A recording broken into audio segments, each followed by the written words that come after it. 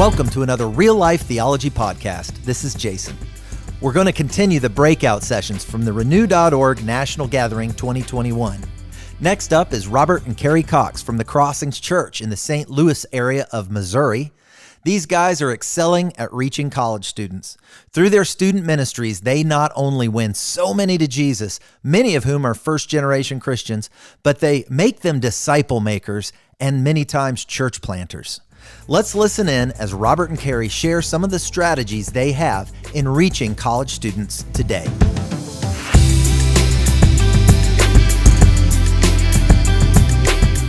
But Kerry and I both work together at the Crossings Church in St. Charles County.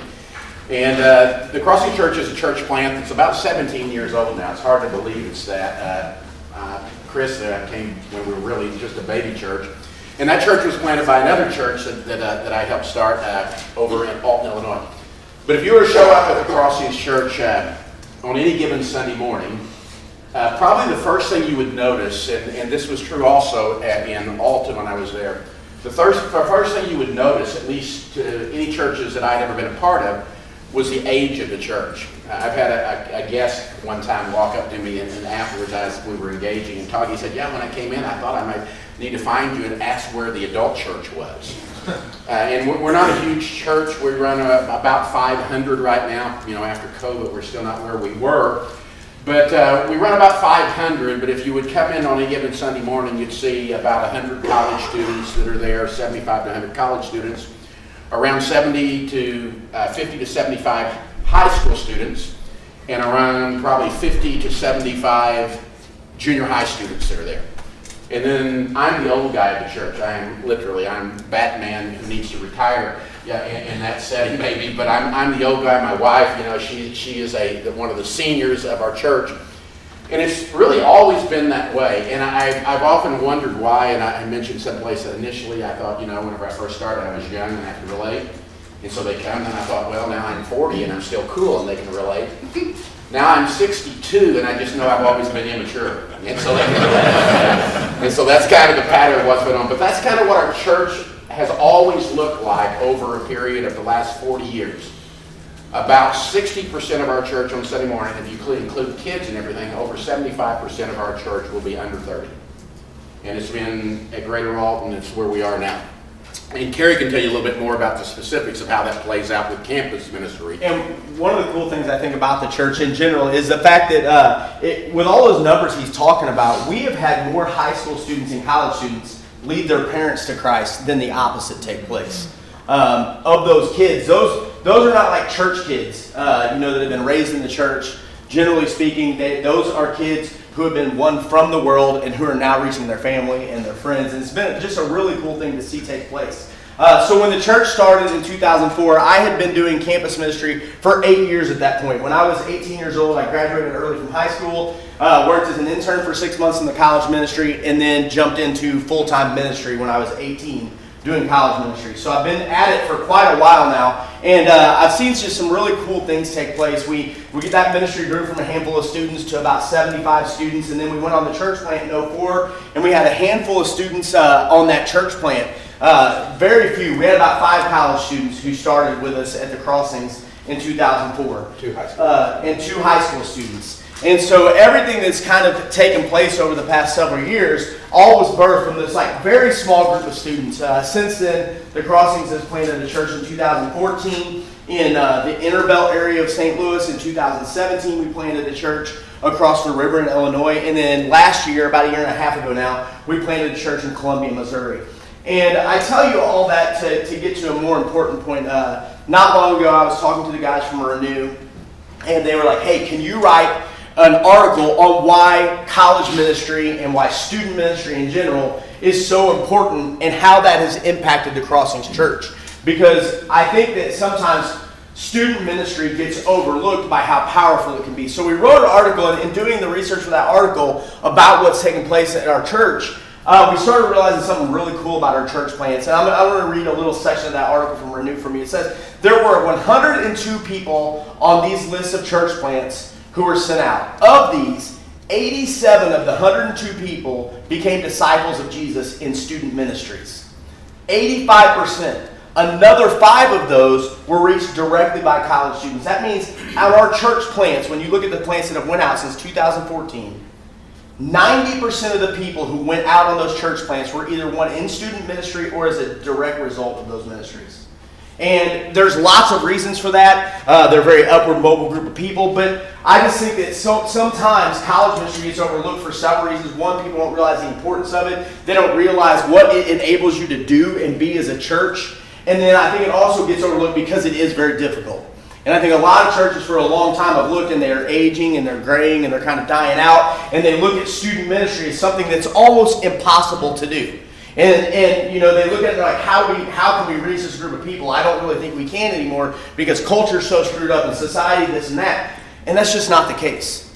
And so as we kind of go into reaching students today, I want you to understand this could have a massive impact on your church that could change the future of not only your church, but you could have people who are coming to a new relationship with God, who are going out on church plants and making a difference all over our country.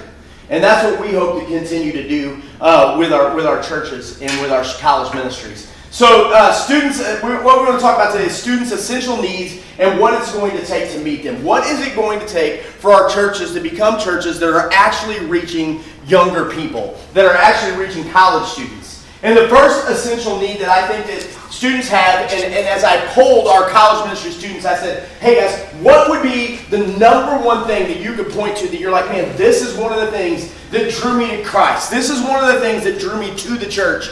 And over and over and over again at the top of that list was meaningful relationships. Over and over. And, you know, I think when we look at our churches too often, the sad thing is that if we want to know why we're not reaching college students, why we're not reaching younger people, is because we can look at our churches and generally speaking, there aren't a lot of meaningful relationships that are taking place. We have a lot of acquaintances. We have a lot of people who we would say we love, but we run into them basically once a week, or if we have a midweek service, maybe a small group. But there's no meaningful connection too many times in those relationships.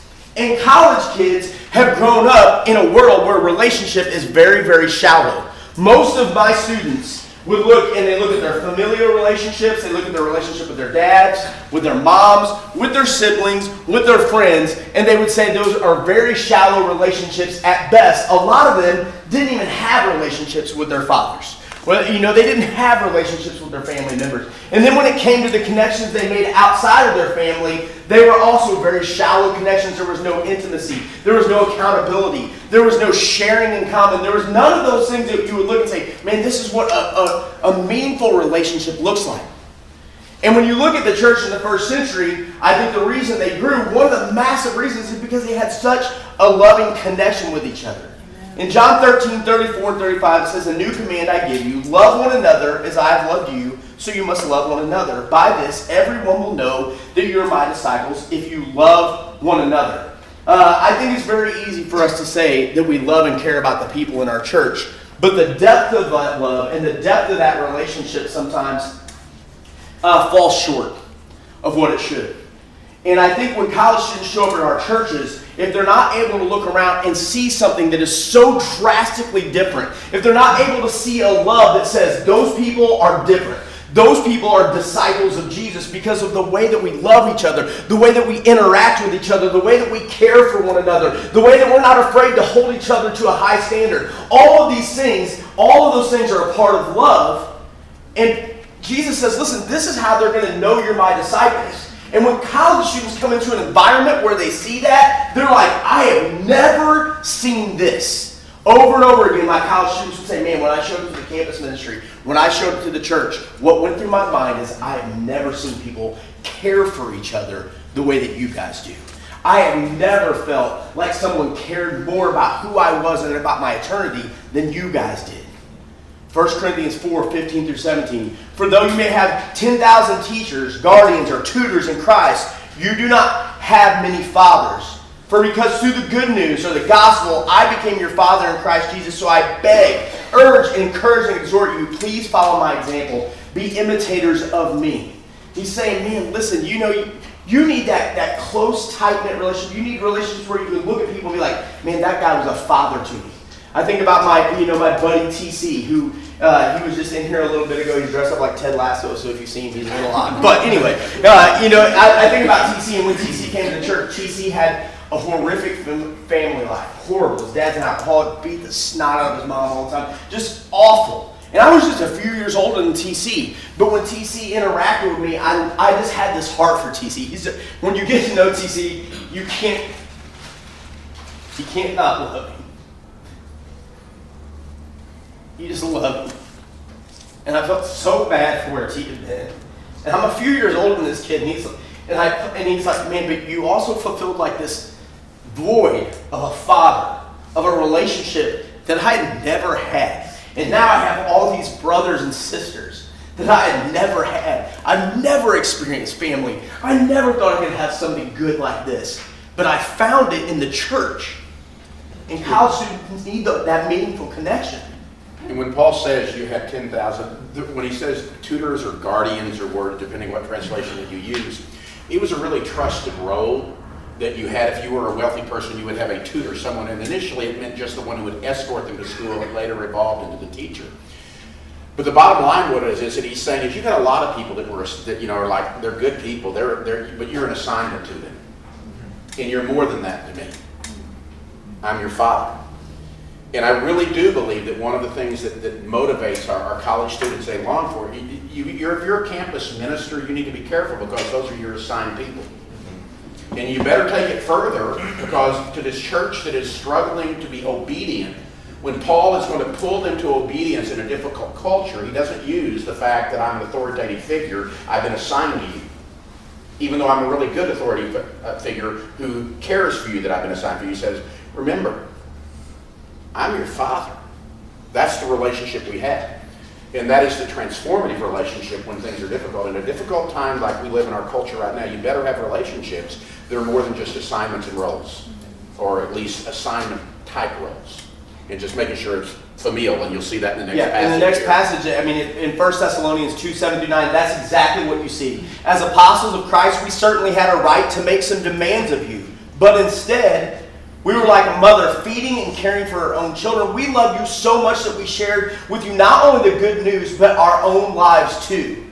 Don't you remember, dear brothers and sisters, how hard we worked among you? Night and day we toiled to earn a living so that we would not be a burden to any of you as we preach God's good news to you. And you know that we treated each of you as a father treats his own children. And you look at that passage, it's like, listen, we didn't only share the gospel with you, but we shared our own lives with you. They are longing to share lives. That's what college students are looking for. When I met TC, he had been, I met him at the beginning of the school year, and I'm going to make this as quick as possible, but I met TC because I was studying the Bible with a high school kid, and I said, what are you going to have to cut out of your life if you're going to follow Christ effectively? And he said TC.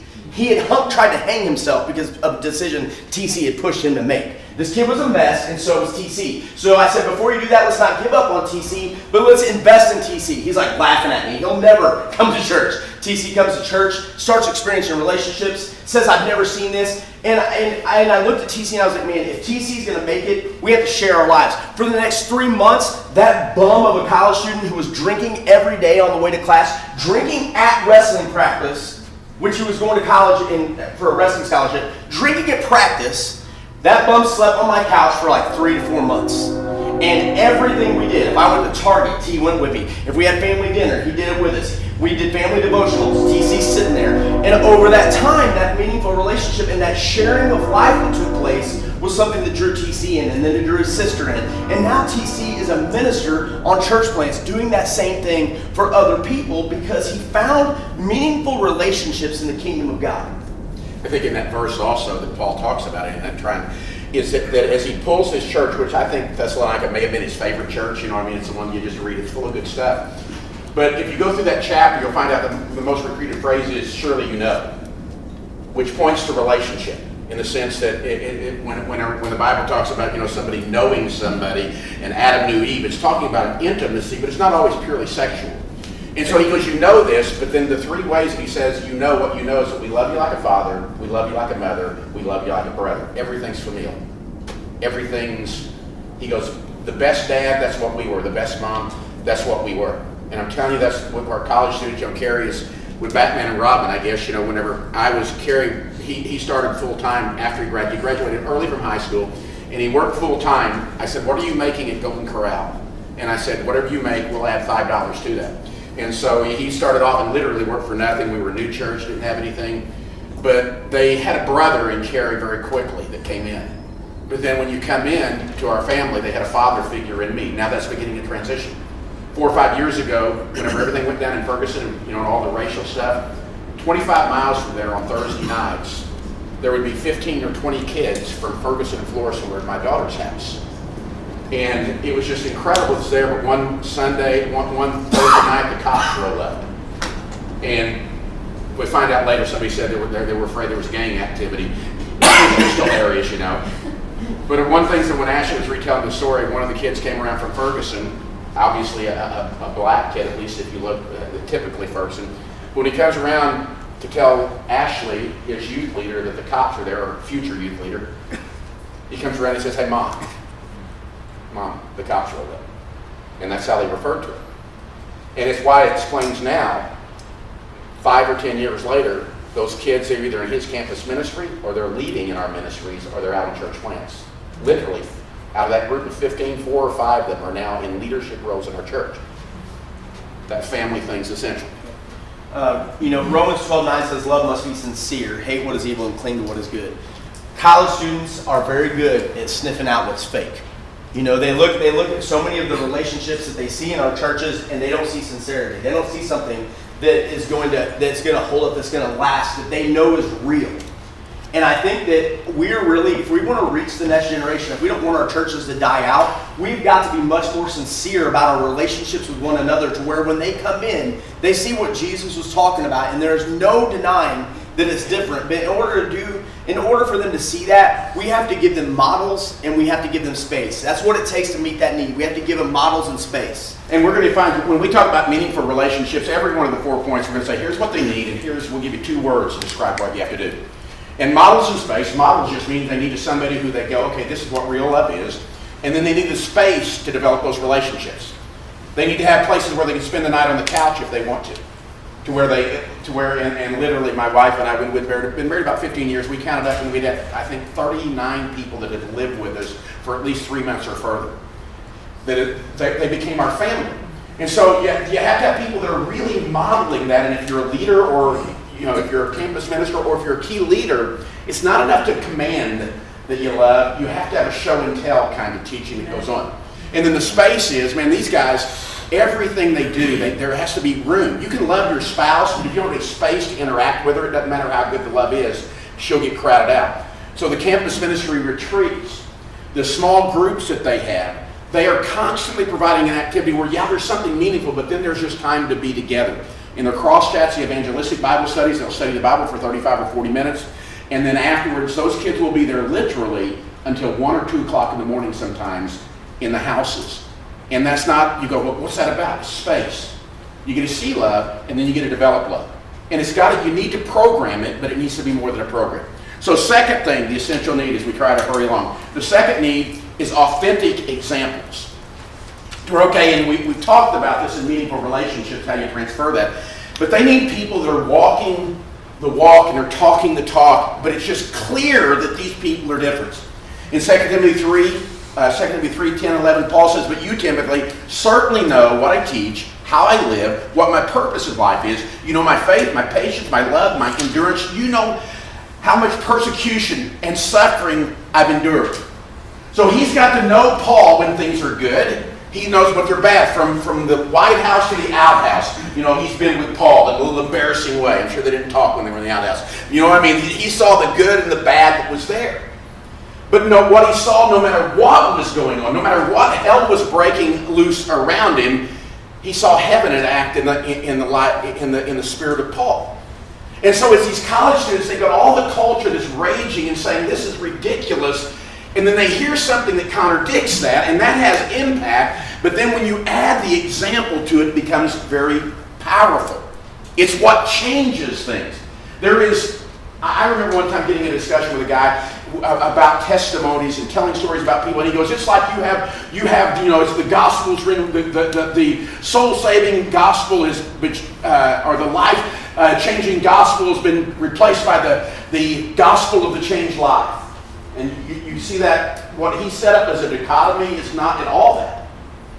The life-changing gospel is amplified by the gospel of the changed life. They're not in opposition to each other. But you can't, the life change amplifies what's heard.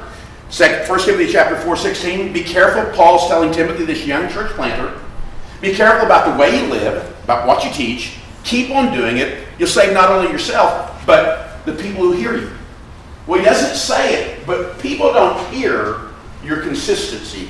They see your consistency. But he says this rigid consistency is going to allow you to transform people in spite of the fact that you're young and you're inexperienced. In Matthew chapter 23, woe to you teachers of the law, you hypocrites. You shut the door of the kingdom of heaven in people's faces. You yourself do not enter, nor will you allow those to enter who are trying. Woe to you teachers of law and Pharisees, you hypocrites. You travel over land and sea to win a single convert, and when you succeed, you make them twice as much a child of hell as you are. I said for 30 years, at about age 10, our children start developing these, they're invisible antennas, and what they are, there's this radar, but they're hypocrisy detectors. Until your kids, 7, 8, 9, they think you're perfect, right? They think mommy and daddy are perfect, and then all of a sudden, 12, they're beginning to go, something's changing. 13, all of a sudden it starts going off, and often it's their detection of what before they only heard what you saw that coincided with what you were living. Now they're seeing the hypocrisy of what's going on, and they're alarmed by that. And what Paul says to the Pharisees, he goes, man, I hate hypocrisy, and 3 reasons why we've got to get this down. He says, number 1, hypocrisy keeps even the person who is professing a faith in God from being saved. You don't enter the kingdom of heaven. But not only does that, he says it prevents those who are seeking, authentic seekers. You don't allow those who are seeking, who want to enter to. And then the 3rd reason is it's contagious. You travel over land, over sea, but the problem is when your college student is baptized, before very long, they lose that enthusiasm just like we said they would, and they become twice as much a son of hell as you are. What's the cure to that? Well, the cure to that is authentic examples. I think with that, so I grew up going to church camp. So when I was in high school, I'm a preacher's kid, right? You know what that means in most cases, right? Preacher's kids tend to be hellions. They don't listen to God. They a lot of times rebel and peace out. Well, when I went to church camp, I sat in these bunks next to these kids, which most of the kids I went to church camp with are no longer faithful to God. The majority, by far, no longer attend church. A lot of them don't believe in God. Even if they do attend church, it's very nominally. And I look at that, and when we'd have these conversations in the cabins, the difference that I saw in them and me, and this isn't to pump him up because he's got his own issues, but when I looked at my dad, and my mom, I never felt like they were asking me to do something they weren't wholeheartedly doing themselves. When I looked at my parents, I saw them investing in the kingdom, investing in people's lives, having great relationships. I saw an authentic example. And so I was like, okay, then I looked at my friends' lives and saw what that was like, life without God. And I was like, okay, which one do I want? And I picked a life with God. Most of my friends who grew up in the church looked at their family and their ministers at their church and the members of their churches, and they said, they're full of it. I don't want anything to do with that. And because they didn't have authentic examples, they chose the world.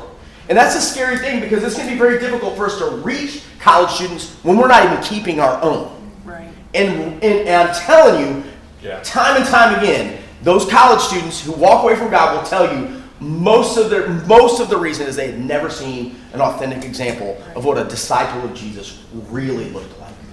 So they need an authentic example. So what's it take to meet the need?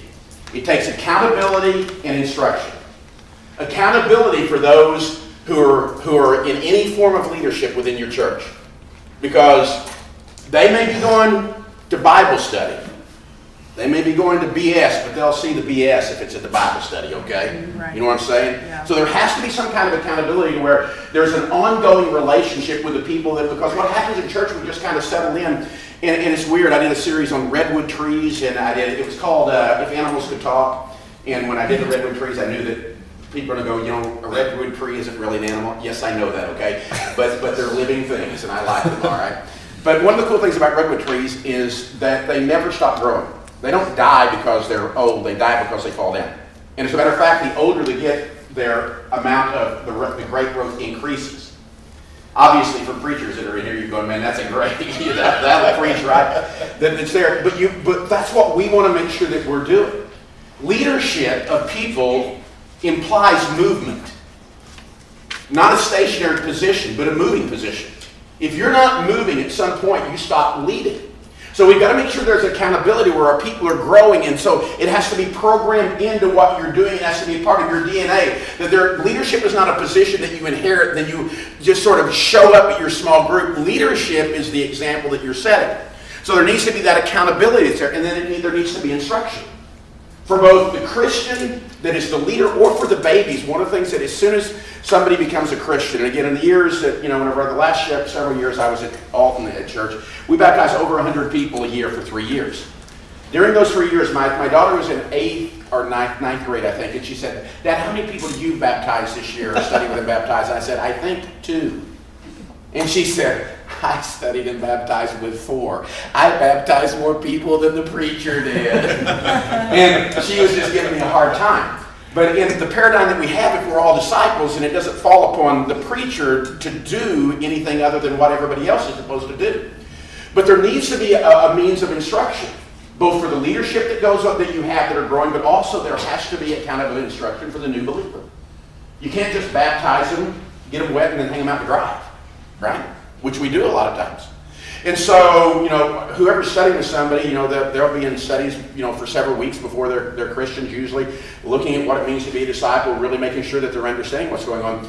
But one of the things that we're trying to do at the Crossings is make sure that for the next year after they become a Christian, in the same intensity that they were studied with before they were born, that we're caring for them with that same intensity of studying with them after they're born. We have a new thing called it's the Baby Believers Guidebook or something, and it's subtitled in ours, A Postnatal Guide for New Disciples and Those Who Care for Them.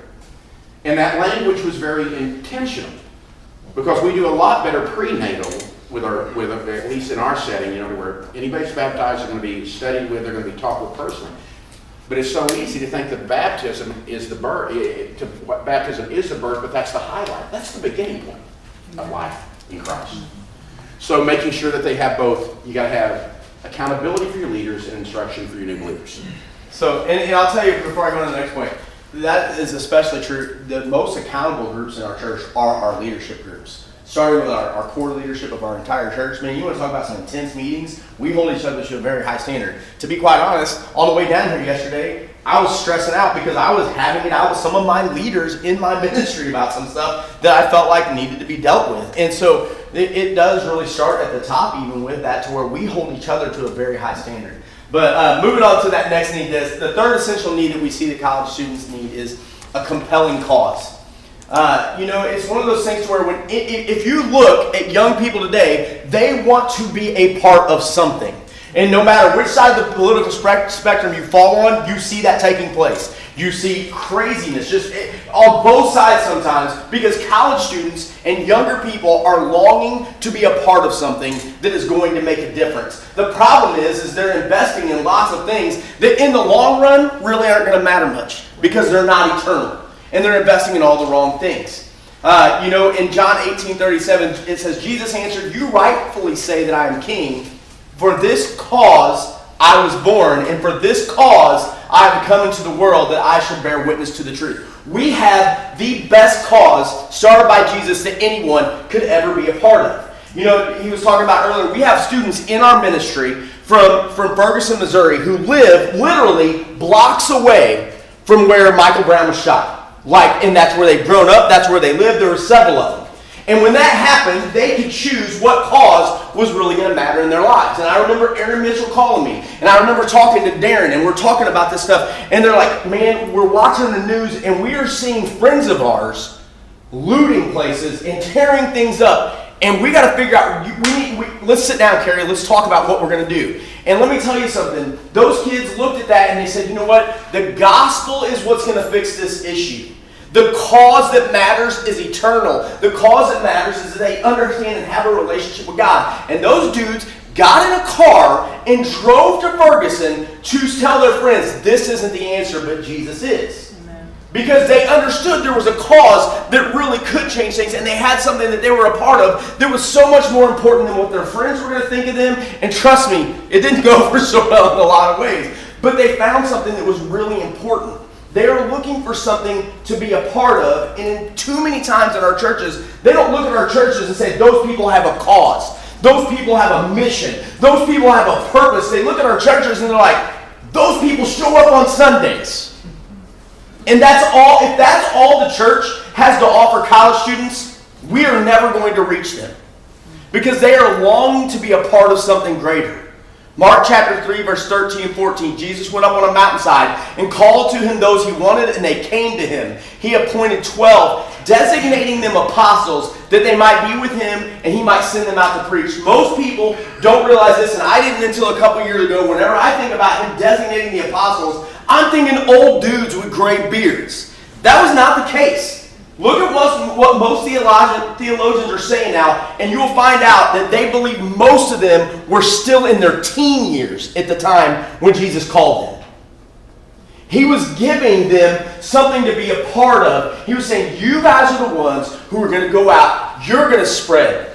You're going to spread the gospel. You're going to be the ones who years later are going to turn this world upside down. You are going to be the ones who are going to make a drastic difference in this world and for eternity. And we have that same thing to offer college students, but they don't see it in the church often enough. And we've got to give them a purpose and a place to do that. We've got to teach them what that purpose is. They can fight all the little side issues that are going on in our world. And they can involve themselves in all the social justice side projects that they want to. But the thing is, if they're not giving people living water, they're not changing their eternity, and they're not giving them the answer. We have a great purpose that we can show them. Our college students, you look beyond what's going on in the world around us. Our college kids never believe that they can have a good life, that their children could ever grow up in a home with their parents. But because of Jesus' purpose, they get to look at other families and like, man, that's amazing. And we try to give them a place to do that. He would talk about our cross chats, for instance. With our cross chats, we have these evangelistic Bible studies. And I hate calling Bible studies because it doesn't really encompass what cross chat is. I mean, the cross chat, you come in, you hang out, you eat. We do have a Bible discussion, but it is really revolving around what's going on in college students' lives and how they can take the Word of God and they can apply it to their lives for the purpose that God wants it to, and then it can make a difference. And then the college students, they sit around and they share from their hearts and their lives about what God has done in their lives. And then they sit down afterwards and they're sharing with these unchurched college kids about what God has done in their life and what that looks like and how it takes place. We put on events, we do rubric keggers, and we do all kinds of crazy stuff, but it all is designed to let people know that there is a compelling cause that can change everything in their life. And I think of that passage when Jesus called them designated apostles, to realize that he called them and as he is calling them, he's saying, I'm sending you out. They don't even know what's going on. But salvation can be a selfish thing. Sanctification helps us to focus on others. So if one of the things that we try in our studies that we use with people, usually, 99% of the time, 95, I don't know what the percentages are, but you'll have a study with 3 people. And this will go through our adult or high school, everything that's going on. You have the person who's friend, you'll have the person who's a non-believer, you'll have their friend from our ministry who invited them, who's gotten to know them, and then you'll have somebody that's studying, leading the study. And in the adult groups, I'll always say to you, you may wonder why I'm here, but what this is about is I'm here for really 2 purposes. I'm teaching you what it means to be a believer in Jesus, but I'm teaching your friend here, he's never done this, I'm teaching him how to teach you. And so hopefully, before very long, this table will spin and I'll be booted out and he'll be teaching somebody how to become a Christian as he teaches you how. Now that may not seem very significant, but I think it's what Jesus does in Mark 4 from the very beginning, that salvation is not allowed, that his calling isn't allowed to be selfish, that salvation, I'm going to be saved, and that's the end goal, that's the cause. That doesn't transform a lot, honestly. A selfish person can embrace that and remain the same. But when you're sanctified, set apart for a holy purpose or a holy cause, it changes everything. So then finally, essential need number 4. And by the way, this is a phrase I heard years ago. Rick Warren said this the first time I went to Saddleback, and he said, where there is no vision, the Bible says, the people perish. But where there is no vision, the people go to a different parish today. That's especially true with college students. That if there is no vision, they're going to find a place that has one. And we have one that's, man, the stories, I saw Joe Beam out here and I saw him for a while, but Joe told me one time, he said, Robert, you guys, he goes, I go all over the world teaching. He goes, your church has the single most stories of any church I've ever been to. Just down the line. And they're incredible stories that happen because somebody embraced the cause. So, number 4, essential environment. Number 4 is a conducive environment. How much time do we have, by the way? I don't know, because it kind of shifted. Okay, John Maxwell says the law of environment is this: growth thrives in conducive surroundings. Ephesians 4:16 says, from him the whole body, joined and held together by every supporting ligament, grows and builds itself up in love as each part does its work. Now, college students are looking for an environment. Let me give you 3 things. Number 1 is engaging. Man, this is meaningful. And they can walk in and they can see people that are black or white, young or old, that they can be engaged regardless of any predisposition they might have had. The first question that somebody, when they walks into your assembly, in the college group, at a college activity, it's one thing, but they walk in the college group, they say, is there anybody here like me? In a campus ministry setting, yeah. But then they walk into the church, do they get to see something like that also? Who in here is like me? And then they get to watch how do the people around those people that are like me engage with those people. So they need to have an engaging environment. They need to have an exciting environment that's there. And literally, they want an extreme environment. They're not at all excited about the color of the carpet or whether we're going to pass, pray with the Lord's Supper, or we're going to just pray. They don't care about a lot of little things that can dominate, business meetings in churches. They want something that's on the edge. They want to have, I think this generation more than any other is very willing to acknowledge what those of us in the past aren't, and that is that we are incomplete without a greater cause. And so it needs to be something that's extreme. And one of the cool things that I love is with the Crossings, we have a vision of planting a church every 3 years. Now, with that means people, when we talk planting a church, 98% of the people that go out on our church plants were baptized, were reached and raised up within our group. But every 3 or 4 years, we're losing somebody to send out on a plant. One of our leaders is here. The first time he came to church, comes from a rough background, Tim and Christian career. Tim, by the time he was 9 years old, was paying bills because it'd get shut off. He was hooking car batteries together when he was 12 to keep lights on his house. He was walking with his little sister, 9 and 7, across town to do the laundry in their house. Horrible situations. And the first time he ever came to church, we were talking about church plants and going someplace. And Tim says, Christian, he goes, I can remember it's like it was yesterday. We were thinking, going home, we were like, who does he think he is? What idiot's going to do that? Going to leave where they are comfortable and go out on the church plant? Well, he was the first idiot, okay, on our first team. And what engaged him was this idea of, no, this isn't just normal every Sunday morning stuff. These relationships have a greater purpose, and there's something good about that edginess that's there. I was over at my daughter's house, and there were about 4 or 5 junior hires. This has been like 3 or 4 years ago. In the stairwell, and I just happened to be listening, and they were discussing when they thought they'd go out on a church plant. Would they be when they were in college, or would they go out maybe when they were in high school somehow, and where it might be? And I just listened for a little while, but do you know how unusual is it, and how edgy is it for a 13 or a 12-year-old to be talking about, I'd like to go to Evansville. How do you even know where Evansville is? But that edginess excites them. And it engaged them. So what's it take to meet the need of this environment? You have to have something that we don't do very well. They need a small group that's intimate, that is going to create an environment of wholesome warmth and growing. They need a campus ministry that then comes together. They can see something that's amazing and good as they hear the stories that are going on. And then they need a whole church. One of the cool things I think about the Crossings, if you're familiar with campus ministries a lot of times, especially when I say campus ministry, college ministries, they will operate almost as independent federations within an existing body. And it robs both parts of that situation. It robs the adults of these incredible environments.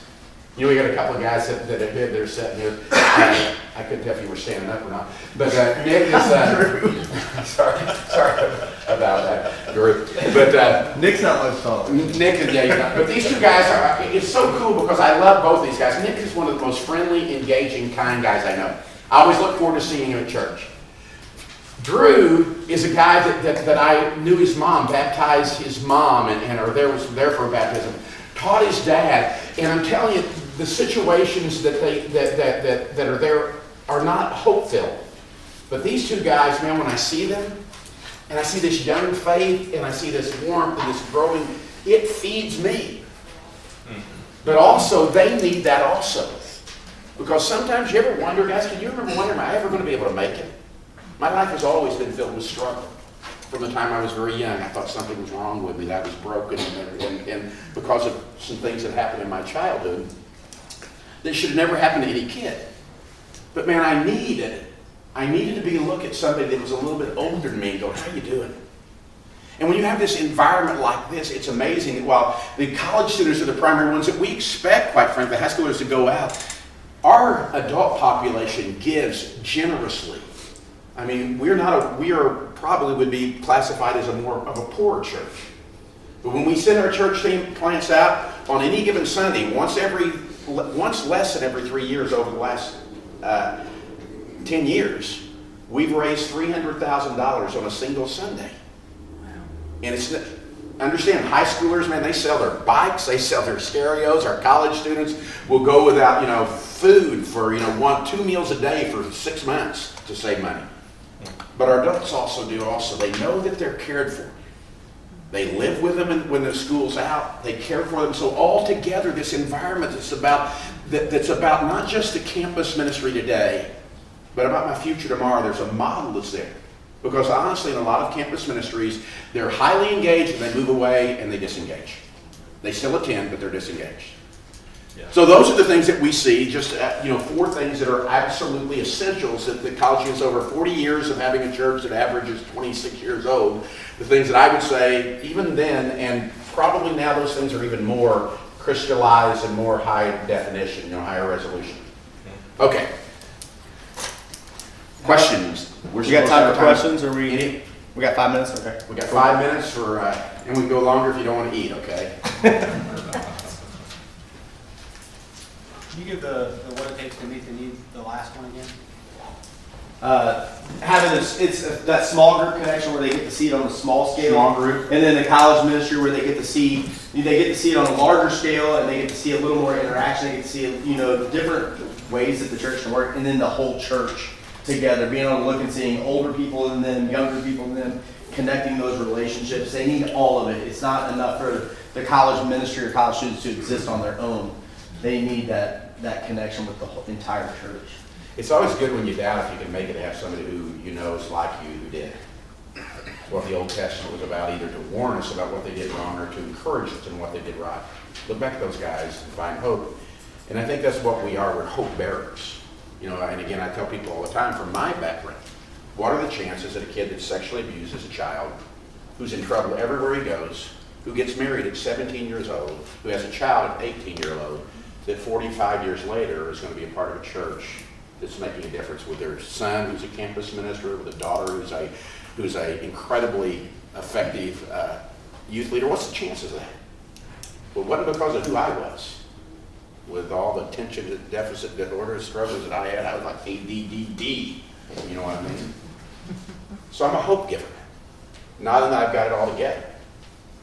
But if he can make it, surely I can make it. You know what I mean? That's what they're pointing me at. And it's true. But it's about a relationship with Christ that's deeper than surface. It's about a member of being a part of this environment of an immediate family with that small group and an extended family with that congregation that allows you to grow and thrive and be secure. Go ahead, man. Do y'all do college campus outreach missions? And if you do, how does that look? When you say college campus outreach missions, what do you mean?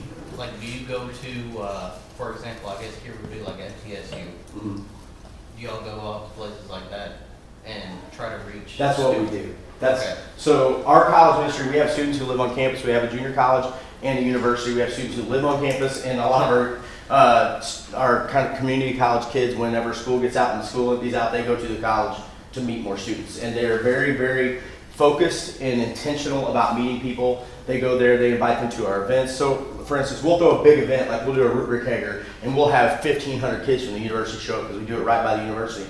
And before that event takes place, we sit down and we're like, hey, like, we're gonna have fun tonight, but that's not why we're here.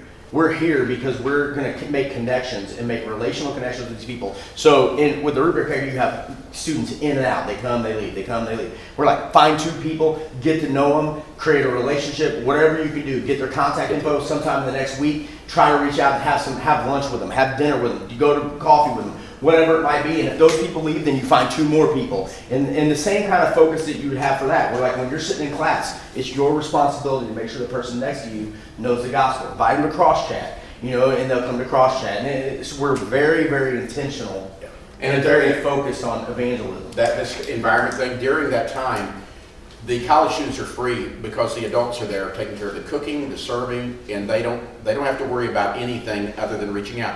But that flip-flops, we just did a Halloween spectacular, and we had, I'm guessing, between 1,500 and 2,000 people went through it. And the college students and the high schoolers do 90% of they'll dress up in the costumes. Every small group builds a set. It's a really cool thing, guys. I mean, it really is amazing. We've been doing it for a while, and I'm still blown away. But these guys are taking care of stuff there because it's going to be primarily adults and families that come to that. And they're saying, hey, we'll do the costumes, we'll do this. You just make sure you're trying to meet people and engage with people. And so there's that very wholesome kind of thing to where, man, it helps us a bunch because we do that.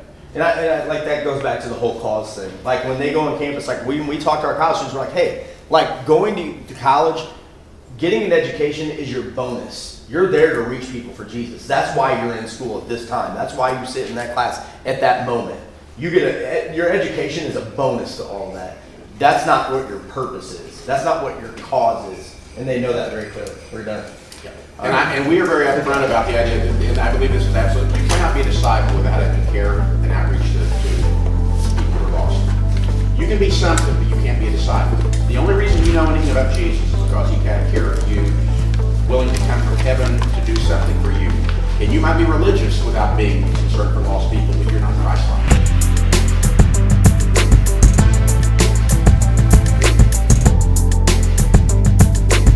Hey, thanks for listening. I hope you enjoyed that, and maybe you found something you want to share with your student ministry leader. If you want to catch up with Robert and Kerry, chances are you're going to find them at one of the upcoming gatherings for Renew.org. Either our Louisville one-day regional coming up on April 30th, 2022, or October 4th, we have our national gathering, so save the date for that. That'll be in the Nashville area. Thanks again for tuning in. We'll see you next time. This is Jason on another Real Life Theology Podcast.